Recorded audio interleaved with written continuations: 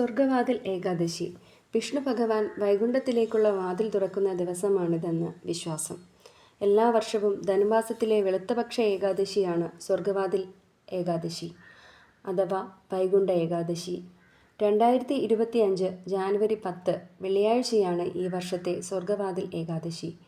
വൈകുണ്ഠ ഏകാദശിയെ പുത്രദ ഏകാദശി എന്നും പറയുന്നു.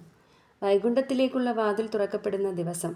അതിനാൽ തന്നെ ഈ സുദിനത്തിൽ മരിക്കുന്നവർക്ക് മോക്ഷപ്രാപ്തി ഉണ്ടാകുമെന്നും വിശ്വസിച്ചു വരുന്നു. ഈ ദിവസത്തിൽ എല്ലാ വിഷ്ണു ക്ഷേത്രങ്ങളിലും പ്രത്യേക പൂജകളും അനുഷ്ഠാനങ്ങളുമുണ്ട്. കൂടാതെ ഈ വർഷത്തെ വൈകുണ്ഠ ഏകാദശി വെള്ളിയാഴ്ച ദിവസമാണ്. ഈ ദിവസം മഹാവിഷ്ണുവിൻ്റെ ഉത്തമ പകുതിയും സമ്പത്തിൻ്റെ ദേവതയുമായ ലക്ഷ്മി ദേവിക്ക് സമർപ്പിക്കുന്നു. വൈകുണ്ഠ ഏകാദശി വ്രതം അനുഷ്ഠിക്കുന്നതിലൂടെ മഹാവിഷ്ണുവിൻ്റെ അനുഗ്രഹത്താൽ ജീവിതത്തിൽ ഐശ്വര്യലബ്ധി, രോഗശമനം, മോക്ഷപ്രാപ്തി എന്നിവ ലഭിക്കുന്നു. വൈകുണ്ഠ ഏകാദശിക്ക് പിന്നിൽ മറ്റൊരു വിശ്വാസം കൂടിയുണ്ട്.